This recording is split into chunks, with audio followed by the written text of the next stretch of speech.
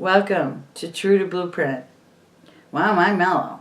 Anyway, we're going into the playoffs, and that's happening, and we're excited about it. The issues this week have been really bizarre. I mean, most of the news that I've seen through the people who show me news, when I read news, it's just what Mike said, what the team did, who's playing, that sort of thing. But apparently, some people just found out that every 10 years or so, a ring off the Stanley Cup from the part where the names are is taken off and put into the Stanley Cup exhibit at the Hall of Fame, which is absolutely beautiful. Each of these rings, which has names on it, remember? If those names won a Stanley Cup, they'd have it still. They didn't win a Stanley Cup. They, as a team, won the Stanley Cup. Stanley Cup's not a trophy. Stanley Cup's not a check. Stanley Cup's not a crown like a beauty contest. Stanley Cup is the ultimate expression of team, and those rings on the cup, they need to totally be understood to be part of a time. You can't have a calendar that goes back to the beginning of time or goes to the end of, anybody still be writing it. You can't do that. Time is in sections. And these aren't all young people. Some of them are saying, well, it's Maurice, Richard, and Gordie Howe. These people, I don't know Maurice, okay? Never knew the Rocket. But I know, these are my people, okay? These are the people I met. And their names are coming off the Stanley Cup. When I first heard it, horrified. Because I thought, why are you doing that? Get another damn Stanley Cup. Even though this one is a replica, okay? The one in the Hall of Fame is real. And every little disc of names that's been on it is in there. And it's given so much respect and so much focus. The Stanley Cup itself is in one place at one time, and you get 2 seconds with it. I mean, that's what people tell me. And you take a picture with the Stanley Cup, and that's it. Okay, you don't read the names on the cup. When they become esteemed and wonderful, they get moved to the Hall of Fame, and that happens about every 50 years. So, yeah, this ring is going off. But I got good news for you. We will be the names on it to replace those names. And we're not replacing those people. We can't replace what they did. But guess who's coming off in 10 years? Scotty Bowman's Montreal Canadiens. Yvonne Cornwine, the whole bunch.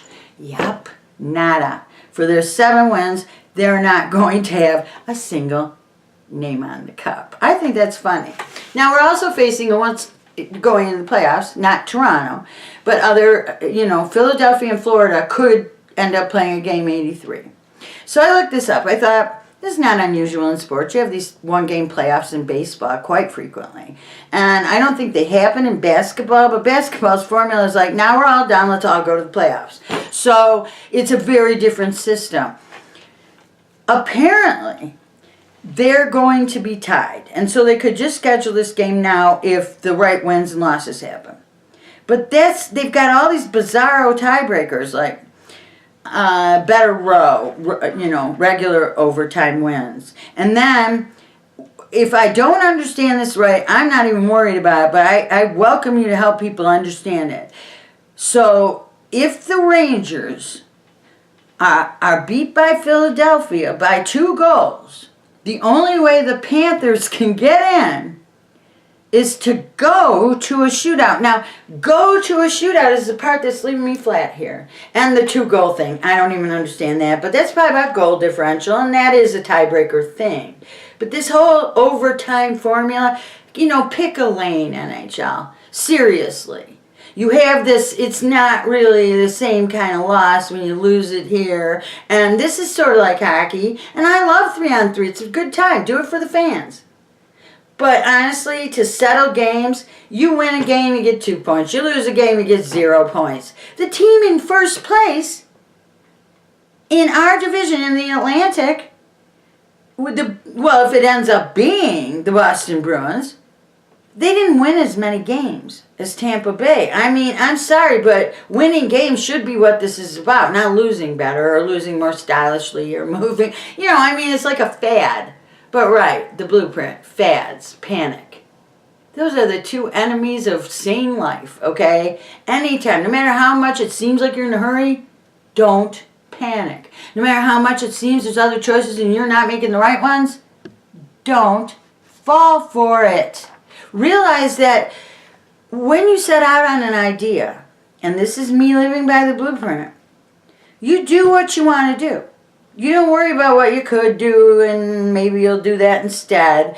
And that's what I'm talking about, fads. You just go, oh look, everybody's doing this, and you abandon what you're good at and do that. That's been the story of my life until 2 years ago. I think the latest thing is, and I think I'd be good at it. No. Other than like drawing people and having it be accurate, I always think I'm going to be good at everything. I mean, why would you start anything? So I'm good on the front side, but I never stay with it.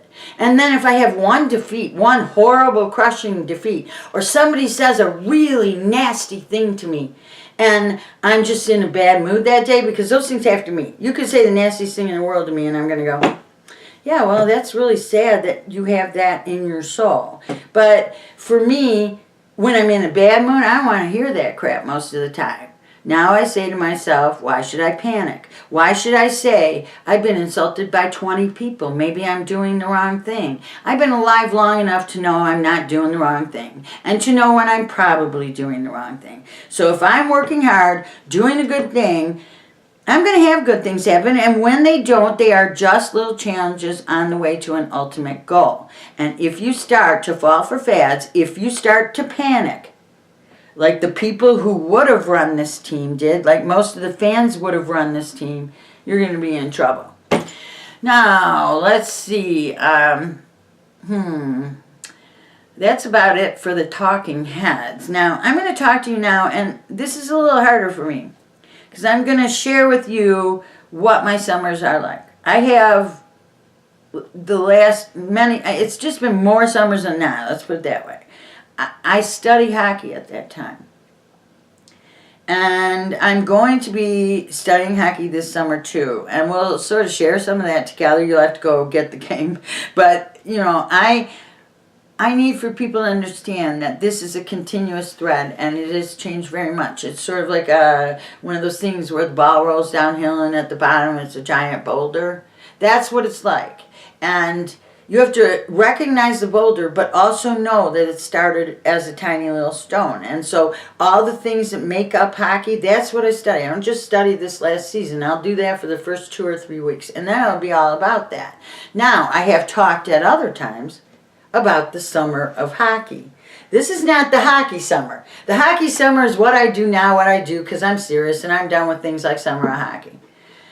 But the summer of hockey was 1974. And there's a lot of reasons for that. One, Led Zeppelin was not touring during that summer. They would be touring during the winter, which of course was an affront to my whole existence. But so I had the summer to be able to devote to the Junior Red Wings. I didn't usually have that. They knew I was gone. For the last 3 years I'd been gone. But all of a sudden they gave me a really impressive title. I was like assistant manager of player personnel. And what I had to do was make these reports about what I saw, and the camps and the pre-camps and the hockey schools. I mean, I didn't really do the scouting, but I had to coordinate all the issues of the player personnel. I learned more about this. And that wasn't Gordie Howe teaching me that. That wasn't even anybody. It was so many great people. It was so many coaches of midget teams. So many wonderful examples of how things get done. And that's why I got that job. So that summer, probably the biggest album out was the BTO album that had You Ain't Seen Nothing Yet on it. Okay. Everybody's suggesting that we play like We Are the Champions, and I know you want to play Gord Downie, but for me, I feel like playing that right at the point where we win the Stanley Cup, because that's what people are talking about. To me, We Are the Champions. Yeah, wow, well, I know that might feel good, and I'm sure it's going to be on the playlist. But when we, kind of go into Gord Downie, we're kind of saying, we would like to hear something sad. And again, it'll be on the playlist. No, what we've got to say is, you ain't seen nothing yet. It's got a great beat. You can dance to it. Most of the verse is so generic you wouldn't even care. And then the whole thing is, you know, you ain't seen nothing yet. Here's something you're never going to forget. You ain't seen nothing yet. And that is where we're at. We're not talking about winning and then slipping back into, you know, obscurity for 50 years, okay? We're talking about actually winning again. Okay, so that wraps it up for this video, other than the the 2 or 3 minutes I'm going to talk about. Steve Dangle, Alyssa Hope, please check that out. And here's, you know, basically the quote today is from a play that I did not remember to look at. It's from Richard III. I recognize it. This is one of those blood and guts quotes I like so much. Put in their hands thy bruising irons of wrath, that they may crush down with heavy fall the usurping helmets of our opponents. Okay? You wouldn't want to, you know, have them damned to hell. You wouldn't want their skulls crushed. But honestly, is it wrong to think about? I don't think it is, especially if you end up playing Boston, because they're kind of mean, and they do things that are naughty. And we know we can't look to the officials. We have to look to a strategy to compete. So as we go into the playoffs, I say, like everybody I know says, go Leafs, go. I mean, I am over the moon. You guys have no idea. This is, well, you do. You know what this is. This is the most magnificent thing. And I remember it from childhood. But most of you don't, and that's fine. That's how it works. So this is it for this episode. The playoffs will be underway when I do another one of these recordings. So we'll get to that then. I don't even know who we're playing today. As of this afternoon, I do not know who we're playing. Okay, true to blueprint. Like, subscribe, and please write anything you want. This is YouTube. Do you know what I read if I even say nice video on something? Somebody comes back, you old effing bitch, you're a big C, and you're a, you know. I mean, seriously, this is YouTube. Write something, okay? Get your aggressions out. I'm not going to come back at you. I'm not going to argue with you on YouTube. So don't worry about it. Anyway, I will be back, because we're going to always be there. I promise.